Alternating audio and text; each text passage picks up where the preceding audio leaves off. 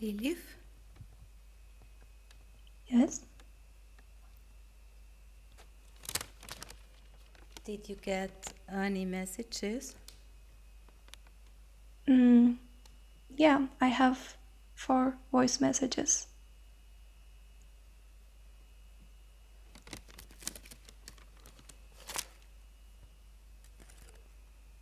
Visualizing that I'm a tiny particle living inside a massive, pulsating organism.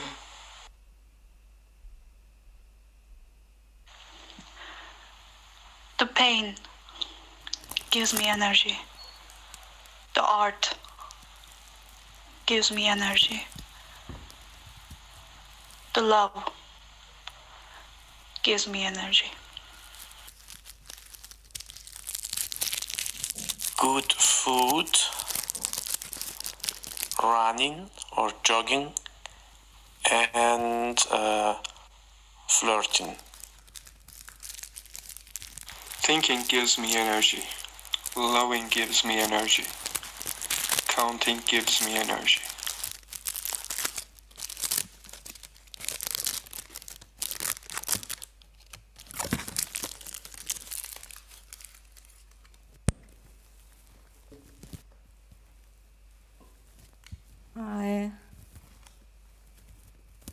I can't find my...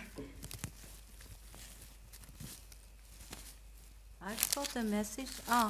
It's me.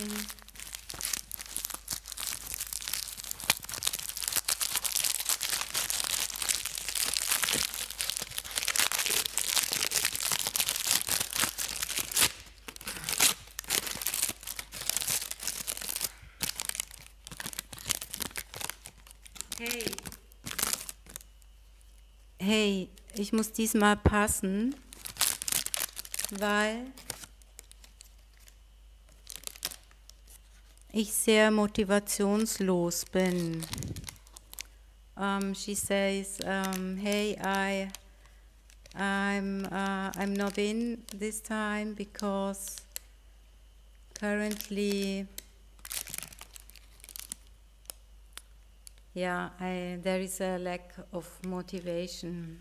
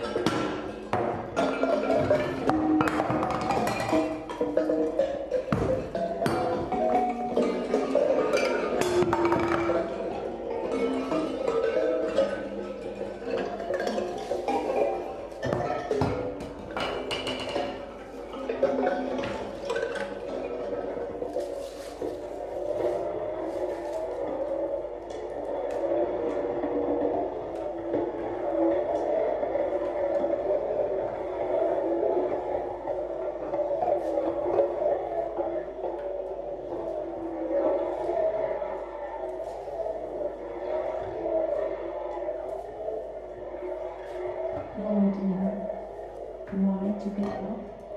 Stop and go and stop and go, das ist wirklich anstrengend. Ich glaube, Energie gibt mir so to do something. Walking around, If you are on the way, it's not much meandering, easy. talking with my friends, with my family, So it comes as the making, I think. sometimes drawing. Yeah, it comes really natural. So aus dem Stillstand. Ich glaube, momentan beziehe ich meine Energie vor allen Dingen auf Wut. Das ist Wut gegenüber bestimmten Menschen oder vor allen Dingen auch Wut gegenüber dem Zustand der Welt. When I create, I always aware of Responsive my environment, situation. aware of myself. You know, you give something, but it comes something back. I can feel that excitement from my stomach. So, Watching children zufällige playing without any concerns on their faces. Smelling newly baked bread loaves coming out of bakeries. is also really simple. Dancing while cooking for my beloveds, especially to a song. Seeing flowers colorfully dressed up.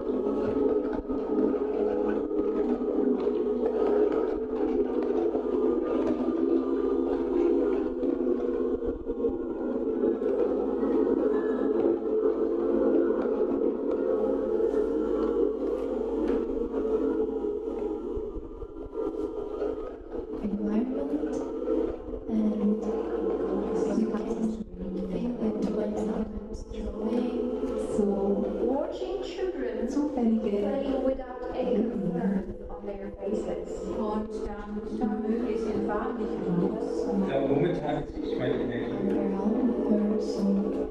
Smelling newly baked bread loaves coming out of bakeries.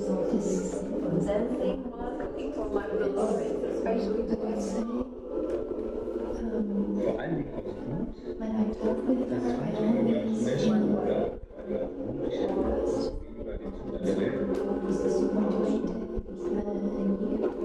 motivated, feel very cheerful actually. You know, you want something, but it comes something back.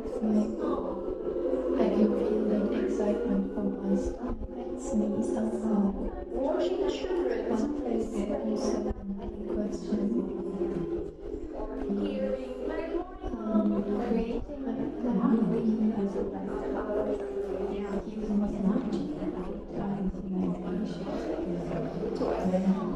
Hier schon so dabei. When I talk with her, I always feel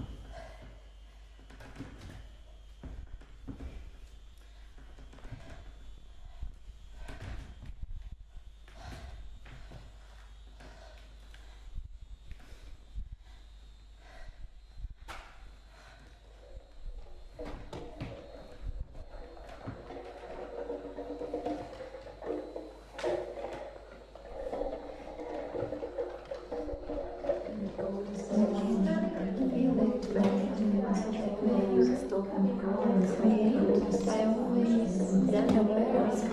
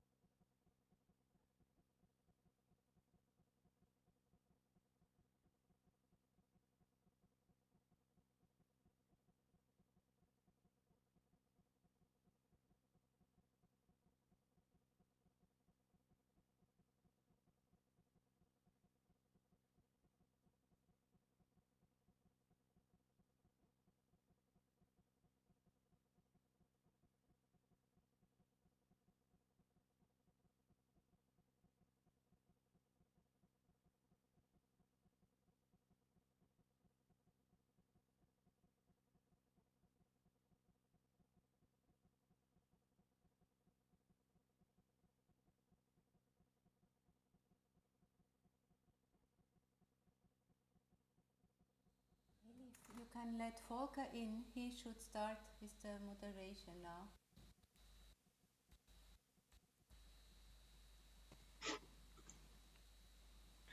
Hello, good morning. Can you hear me okay? Yeah. Okay, Yeah. great. I would like to encourage you to switch off your microphones when you're not speaking because I hear some feedback. Yeah, hello from LA. I mean, this is a really interesting...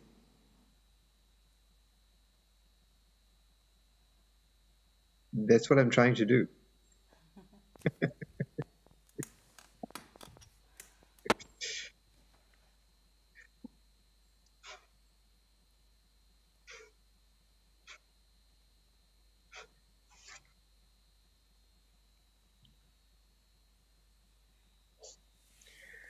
Okay, that's an interesting setting. We have an amazing delay between different media, but I think I'll be able to manage with that. So, welcome everybody. This is an interesting situation where we just witnessed a live performance from Berlin, Germany, mixed by Elif in Istanbul, and I'm joining you from Los Angeles. I would like to start addressing some of the very special sonic realities of this piece.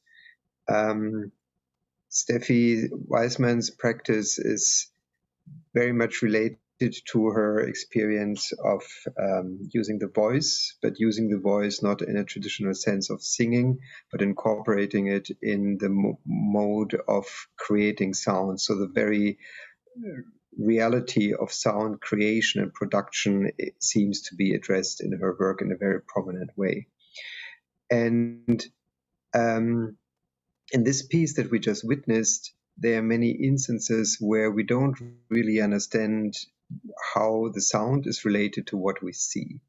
In the very beginning, Steffi basically introduces us to her sound world and to the objects she is using to create these sounds, these prepared tin cans. But early on, we get the impression that there's something more happening than just the amplified tin cans. And Steffi, I would like to ask in the very beginning of this conversation, how do you perceive the situation of bringing together an exhibited world that we witness visually and a sound world that sometimes contradicts what we see?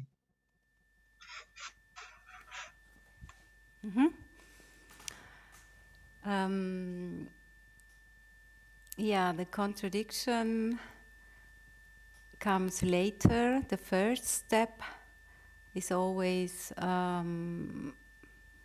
touching materials and touching objects. So very often everyday objects, things that people have at home. And I thought that the tin cans and balloons, like as membranes on it, I began to work with that a year ago, and I felt it's a material that fits good to our situation, to be at home very often.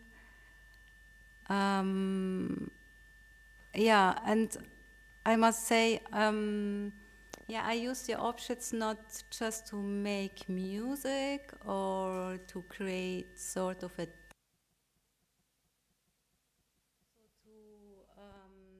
try to handle it in a way how everyone knows it from being at home and handling things. So it's a kind of, there is an artificial like level in the work, but it's always grounded to things we have around us. And my colleague Janine Eisenecher, she has a very nice title or like sentence for that. It's just doing sounds with things, and the doing is very central. I hope I have still the microphone here on my finger, and I hope that it's amplified, that you can hear me. It's not? We can hear you just fine. Yeah? Okay, good.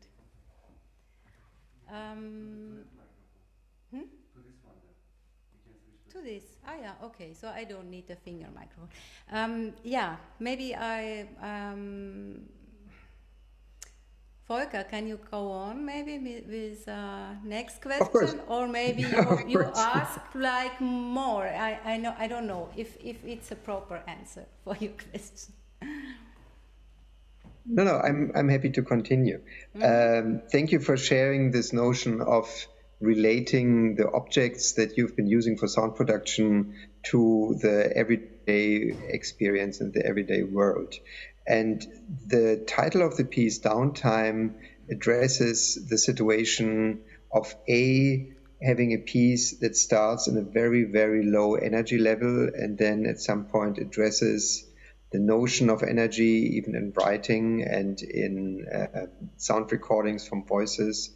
And in the end, you turn into a very physical, almost physical exercise-like activity where energy becomes present and immediately part of our experience when we hear you heavy breathing, and we realize that this must be a really exhausting activity that you are doing. On the other hand, the piece seems to be clearly related to our experience of being isolated in times of the pandemic. And I would like to talk a little bit about the performance situation that we just witnessed. The piece was originally premiered with audience in Berlin at Silent Green in October. And now you were performing this piece without an in-person audience other than your technician in a gallery space that was very neutral. So suddenly we had the impression that you were like in a studio, and the stage, this pedestal you've been performing on became almost like a sculpture. So suddenly the context seems to have shifted for me. And I was wondering if you could share your experience or compare your experiences of performing in front of a live audience with the immediate reaction of people in the room, and doing this now in this highly mediated, artificial live streaming situation. Mm-hmm. Yeah, of course. It's again like it needs an extra energy to bring it to this audience somewhere out there at YouTube. And I'm also a filmmaker or video artist, and I can imagine how things kind of are different from the camera view, and I tried to compensate that somehow, that there is not this round of people in the big space where I performed it last time, that to bring it closer to the audience, to the online audience, by using cameras and microphones that kind of amplify and go over this distance. So anyway, it's a work that has a lot to do with dealing with closeness and intimacy and distance. And but that I know from further my works that are other solo performances that I mean it's always possible to kind of to go in a like a self referenced space with like a monologue and like make different kind of levels and layers of the inner voice or like imagination and to work with all that. And of course this is possible then to compose it, but for me then it was in this time also very important to have with Elif Gülin Soğuksu, a colleague, to not only in the working process but also at the moment on stage when I'm done, kind of brings it further, because I come to a point where I'm stuck. And in the space where we performed it live, she came on stage and took just this ball, this giant ball with the Bluetooth loudspeaker inside, carried it out of the space. And there was still daylight, and there was like just this beautiful image then when she left the space.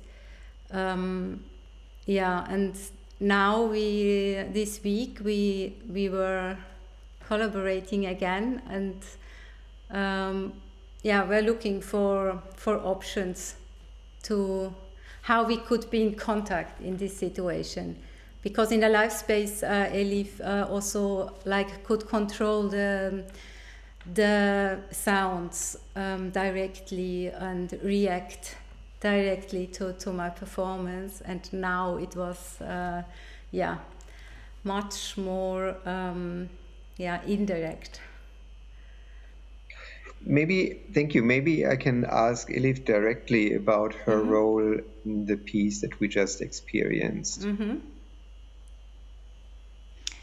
Actually, my role was not very clear because it is always changing. I mean, sometimes in the piece I'm a friend, sometimes I was like more like her inner voice in a way. Sometimes I was feeling an absence of her interaction with the people. Like I was feeling a void. Like when you're in a creative process, you always have to find solutions and find different thoughts. And I was like, we were like developing something. We were having a resonance between us. Actually, I was basically a resonant point for her, I think. But it was always changing and transforming. And sometimes we still have a energy together, and we were like changing this energy and transforming together, and we were like in a flux, I would say. So my role wasn't actually one role, but like lots of things at the same time, I would say, because like for example, when she's done with the performance, I was like just basically taking the Bluetooth speaker and just like leaving. We were like transforming also the energy, because it is always there, but it just transforms, and we had the same thing. Like so my question is, my role was not very only one role. Like it was always evolving and like transforming, and but in the beginning I was more feeling like I was her maybe inner voice somehow, but then it just changed it over time, I think. Can I add something? of course, you were also creating, being part of the sound of that sound world, because you were mixing the sounds live, and you were creating that soundscape from our recordings that was turning in the loudspeaker. So basically, I asked you in the beginning to be my sound designer, yeah, but then it developed because we didn't know each other well before, but then it came. Yeah, there were these other steps. And it became more intense and more like something that we create this performance together. Yeah. Yes, that's true. I forgot to mention about sounds, actually. Yeah. Your main role. Yeah. But please allow me a follow-up question to be absolutely sure about this. So there were microphones at Errant Sound. Mm-hmm. This was then transmitted to Elif. She was responsible for all mixing. So Elif, you were actually deciding what we hear at any moment, also adding material that was pre-recorded and pre-produced. And then we as an audience basically had this final image of the visual image from Berlin and the sound image from Istanbul. Is this correct? Yeah, not precisely. We decided not to proceed everything via Istanbul. It was that was the plan 3 days ago. But then we decided that Elif is in this performance not so much doing the live mix as in the live performance, but in this that she participates in front of her laptop with a microphone as a performer more, and plays and this is more a live interaction. The writing sounds and then in the end the voice and the can.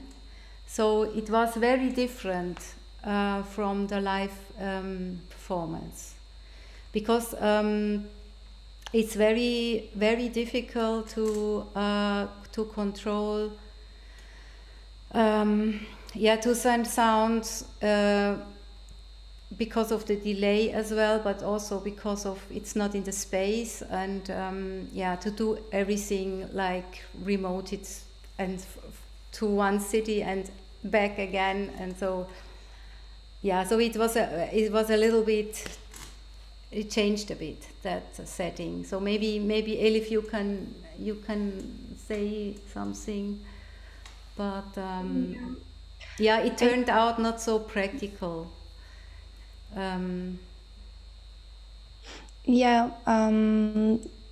At first, our idea was to make it really in a live situation, but then we thought about all of the technical difficulties, and it is really hard to do it remotely. So we decided on to make a fixed track for the Bluetooth speaker, and the rest is live sounds from Errant Sound. So we made like a mixed, like both fixed and also both live, but at the same time I was also performing with my microphone remotely, so I was also sending the audio, like writings and audio messages that I played during the performance. So we still wanted to have this live interaction because that's how we worked together. And also we wanted to have this what is real and what is now, what are we hearing, because sometimes you heard some like binaural stereo sounds with writings, but sometimes you heard the room microphones, and we wanted to have this interactive play, I would say. So it was like a mixed performance. Thank you. I don't want to dive deeper into the question of these technical issues, but I'm interested in the notion of the narrative. Steffi, you start in a very abstract way. So there are these very reduced movements. At some point, you actually reach out to the tin cans, you start exploring their sound world and so on. And then at some point, there is voice. So there's first your breathing and then your singing. And then there are also voices that we hear that were pre-recorded. And another level is written language. Can you share your thoughts about these different layers of including narrative and, let's say, semiotic meaning coming from a very abstract sound world?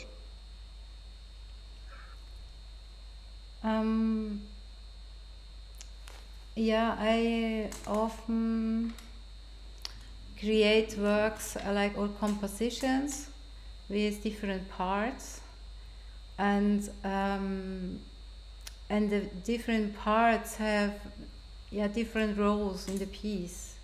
So like here it starts without text and quite abstract, but on the other hand also there are, from the movements, there is a narrative inside because of the scrolling with the finger or moving the legs. It is not totally abstract. This is something that is there's a reference to being at home and using your telephone too often and whatever. And but then I find it always interesting to make sudden switches to another aesthetic, or to add language, texts, voice that comes maybe then also surprisingly, and gives another layer. But then if the layer is there, it can be also dropped again, and maybe another element comes. So it's, in the case of this performance, I think there are 4 parts. They are quite different from each other, but for me they build a form together, and I think in each part my audience can find maybe another perspective to the work, or I hope that. So I would say. Allow me one follow-up question to that. Again, when you compare the situation in a live setting with the audience and the situation in the gallery that we just witnessed, and you compare the use of language and narratives in these 2 settings, do you have the impression that there's anything different?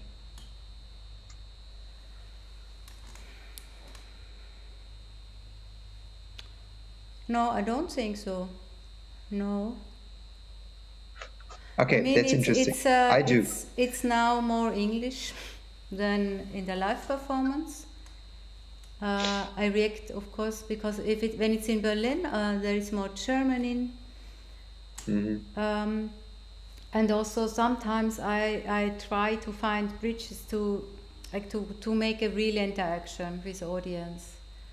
Mm-hmm. But if it doesn't happen, it doesn't happen. So it could have been in this piece, but now, I mean, mainly it's just a talk with Elif. We decided this today, so very late, that we have this little talk about the messages, these voicemails, and I come from a background also from performance art, and sometimes decisions come late for a piece, and are quite made like situative, refer to the situation, and yeah, it's just that. So the situation is always different. If I would have performed this in Los Angeles at Luxart, in that museum where all the lonely people exhibition is now, that's the context of the work. I was invited from Villa Aurora to create this work. Yeah, there would have been again another reference, another space, but also a gallery space. So it's not so much. I mean, it can be in a concert space, can be in a gallery space. It can be. I don't know if it worked well today as an online performance. So it was an experiment, I must say, to do it like that. And the space here at Errant Sound is quite small for the swinging speaker. It just fitted in, but there is no centimeter left. Yeah. I would like to share one observation that maybe helps to make my question a little more clearer. When at the very end of the performance, when you were swinging this bundle, at some point we heard the sound of the tin cans again. And because of the camera frame, we saw only you on this pedestal and we didn't see the floor. But we remembered that you had dropped the tin cans on the floor. So this means there was suddenly a sound reference to something that we knew must be there, but we couldn't see. Okay. And that's what I probably reference when I mean that there is a difference in the use of these voices and the language, because in the virtual space in which we just experience your performance, we are painfully aware of missing parts, and we just always know that there's something cut off. And so, like when you're in a theater situation at Silent Green and you use pre-recorded material or pre-recorded voices there, the audience immediately realizes, okay, this is pre-recorded material, this is something that's added to the experience, it's something that's sound only. In a mediated situation that we just experienced, we simply don't know if not somebody is talking this live, if there are other people in the room that are cut off. So the whole notion of the camera angle and the camera frame really determines the way we experience this. And this is why I was thinking you might have slightly different intentions with using voice. But if this is not the case, that's fine. I just wanted to explain where I'm coming from. Yeah, it's interesting. The observation with the cans that you hear but don't see if they, yeah. So basically, in the mediated world, the notion of the invisible, or the whole question of presence and immediacy, is always a topic. Something that does not necessarily need to be addressed in a theater performance because you feel comfortable, you just know what's going on, unless you have an artist who is actually playing with the situation and also introduces these kind of surprises that voices seem to be recorded but then they are live or something else.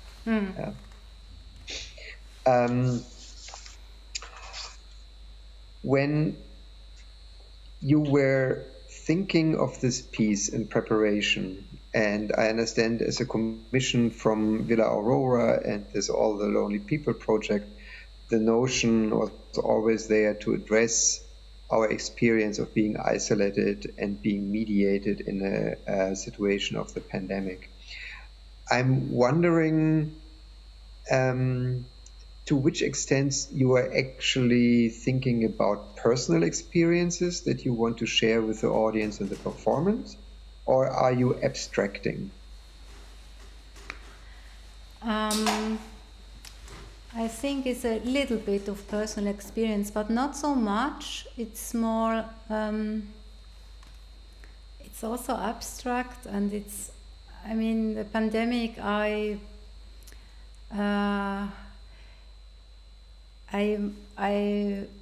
was very often checking news, and probably how most of the people I was a lot at home. I think it's an experience many people maybe, I think, have the same experience or similar experience, and so I thought I just take that as an image or as a situation. It's more like a situation, not so much.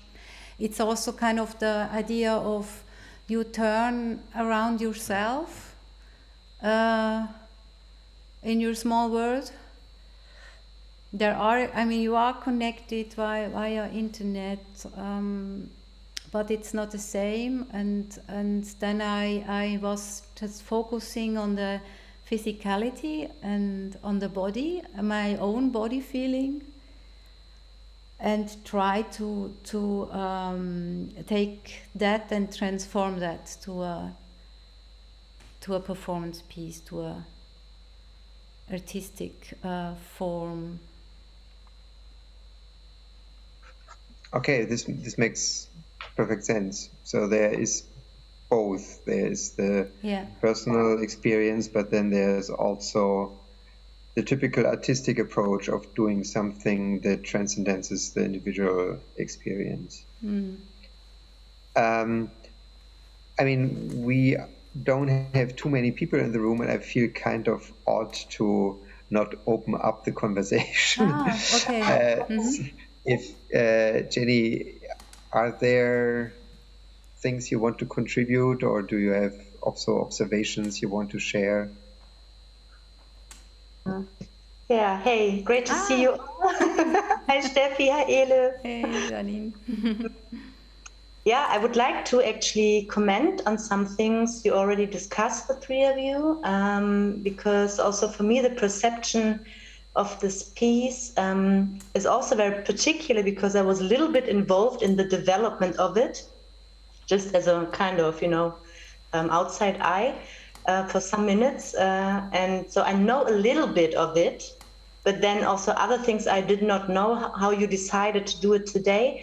And some of the interesting experiences for me today were, the first thing you mentioned in the first question about the contradictions was really interesting, because I did not know if at some point the sounds I was hearing, because I had this synchronicity between vision and sound, if it is delay in just the transfer of my connection, or if it's really like played extra on top of what you do live.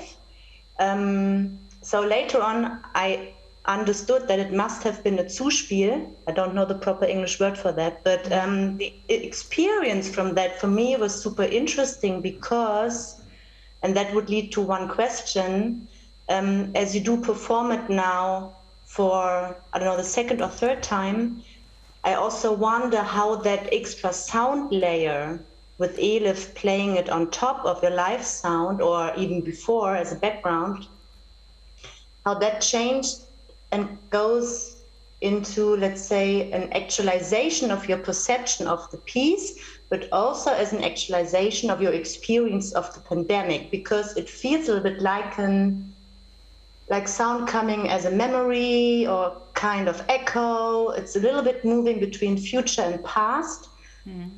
The live sound is the present, let's say, experience. So I found that super interesting, how it can actually add on a completely different meaning, and of course sound and image experience for us behind the screen. So maybe I leave you with that first question before I share some other observations. So how did that change for you doing it, for both of you, from between the first time and now? And is there some kind of memory actualization process in doing it, and also that refers to your experience of the pandemic also.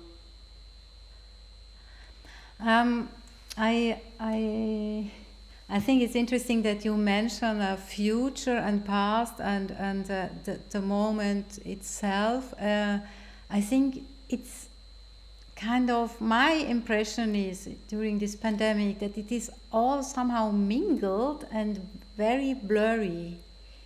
That the past is there and the future is there, and I think that one idea was that if things come back, so that Elif also works with this same tools and things in Istanbul. Also the idea that it is kind of a worldwide thing, so we are connected, but it's also very far from each other, and and it's I cannot explain very well, but I think it is memory plays an important role, and trying to do the same things again and in another situation, and it's like a shadow, or like you're turning in some situation that is not ending, never ending story, and that I'm not the only one in that circle. Just remember when we were first able again to interact with people in person, that all these very simple and basic ways of social interaction, the gestures, the question, do you touch somebody? Do you actually look into somebody's face because you also breathe this way? These were all suddenly A, turned into question, and B, we had to remind ourselves what we used to do. So I can perfectly sympathize with this notion of that memory became something that we are much more aware of. But Jenny, you had another question. Yeah, and if it's okay for you, Elif, you can also, of course, add on something with the next one. So another, I don't know if it's really a question. Yeah, it's a question based upon also now an experience and observation. I wonder why, maybe it's for technical reasons, but I wonder why you have not decided to choose the option to interact with audience live. Of course, you never know how many people are really watching. Okay, that's one thing. But when you held, and I found that worked super well when you were holding the microphone, close with the question on the paper, close to the camera. So we were really addressed as an audience. For me, that was a really well-designed moment of interacting with us behind the screen, because in general, I must say, sound-wise, it was for me super present. I'm in the kitchen, here are my good speakers, I have blast sound, I think you're in the kitchen. But of course, physically, bodily, there is a different way of energy I can only perceive from you. But sound-wise, that was super present. Then I thought, okay, now we can interact. I want to answer the question. And then I sent a WhatsApp message to Elif's mobile phone, and I was realizing, okay, that's not working. And I was just wondering, but it's totally fine, why you decided to not do it, because it would have had maybe been interesting addition to really do it, even though you might risk the situation that no one is interacting with you, and into this length, let's say, or valley of attention, which is, of course, behind the screen much quicker than in a live situation. Maybe. Elif, do you want to answer? We actually really wanted to have a real interaction, but like you said, because of all of the technical difficulties, we we thought that it would be really difficult to realize, because first of all, the audience has to come to Zoom session and then they have to interact with us, or they could write to the chat and then I could maybe read what they write, and maybe I can be like an interface. But we actually couldn't find any solution. We actually really wanted to do that, and that's why we asked for people to send us voice messages, because we really wanted to have this live interaction situation that we were like really willing to do it. So that's why we also wanted to do this live interaction together, because it is actually an interactive piece. But like you said, it actually really drives the audience to speak when she turns the fisherman to the camera. It really actually drives audiences. For me, I would also we would be very driven, but actually we couldn't find a solution. Maybe you have you could say something on it. I don't know. But I mean, if I may interject, the interesting aspect here is that in the live situation, Steffi came up with this invitation to the audience, which was a very clearly marked part within the performance. Now, in this online setting, we kind of expect other ways of interaction, which is not necessarily meaningful in the context of a performance like that. It would turn the situation into something completely different. And as we all know, every live performance comes with an unspoken contract between the performers and the audience, what the audience is expected to do and not do. So when do you applaud, and do you actually, yell and say something, or, do you cheer, or do you remain completely silent? So these are all things that shift depending on the media of presentation. And I actually like the idea that we experienced a piece that was conceived for a live situation in this new media setting, without actually experiencing a new adaptation. For my feeling, we experienced a very interesting version, but not an adaptation. It was very much, from what I understand from the video documentation from the premiere, it was very much the piece. And I really liked this. Mm-hmm. Yeah, the question was a bit...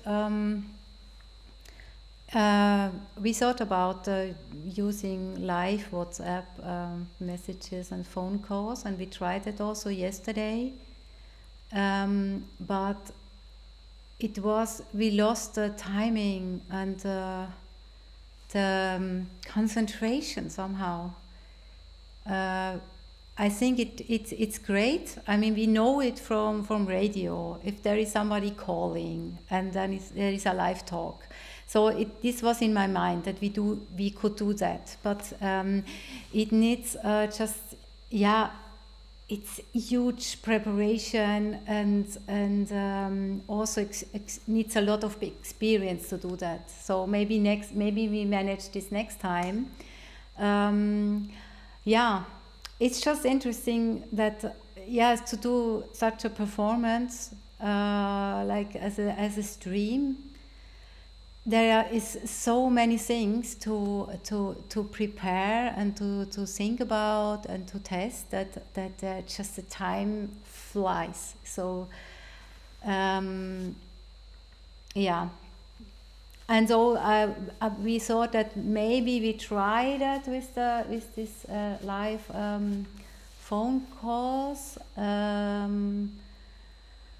But yesterday it was not working so well, and then we thought, okay, let's keep in track and just try to make the simple interaction between Elif and me. This is also already quite a challenge. I would like to wrap up the conversation and ask Steffi, if you consider this COVID art, is this something that is in this larger context of pieces that are created in this context, or is this something that could also exist without this experience and will also have a life beyond that? Very difficult question. Maybe we have to, there is an answer in 1 or 2 or 3 years or so. Yeah, maybe it's too fresh, I don't know. Maybe 2 years ago I wouldn't have done this work. Yeah, it's hypothetical. I mean, I would like to share a compliment. I mean, I did some research on AIDS-related art, and I have the feeling that many work in this area age not well. And I have the impression that with this work, because it's so abstract and it's so clearly addressing a notion of isolation and communication that's not necessarily clearly connected to you know, the physically bodily anxiety that we've been all through or that we are still experiencing, I think it will age very well. And I think I have the feeling that this is, I mean, if COVID might have been the trigger or the invitation to do this, it cannot be reduced to that. Okay. And I like this a lot. Thank you. That's good to hear, yes. So, okay, do you have anything on your mind that you want to say to wrap up this conversation? I just want to thank to everyone who was involved, and yeah, it's strange now because if I don't see the people, I don't know who is there or not. But yeah, so the whole process was interesting with Claudia Gordon in Los Angeles, and then how we started to think about the performance in Berlin with Heike and Mirko and all the people at Silent Green, and then yeah, and now the with Meli Sarigel, who was helping me with the technical things here, and all the voices, the people who are just kind of contributing just a little bit to that piece, doing camera, and yeah, and to you, Volker. So it was very nice to have this little or this not little, but this reflection right after that performance. Yeah, I am very grateful to that, and I hope that it was also for the audience interesting, that maybe some stayed for that talk. And yes, we prepared just a little 1 minute film, little making of film, where you can have a glimpse of the earlier version and making of that we would maybe like to show you now as an end. Okay, great. Yeah. Yeah, I can only chime in and thank you all. I think it was really interesting experience, at least for me. And thank you for participating, and thank you for watching. Thank you. Thank you very much. Thank you, Elif. Okay.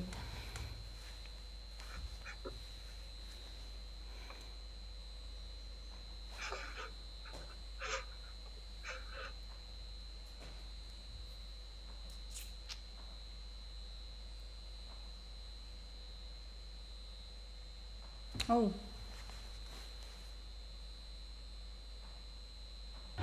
Sklaven des Wachstums, müssen ihre kennen. Ich muss mit nackten Fingern auf die Leibeigenen zeigen.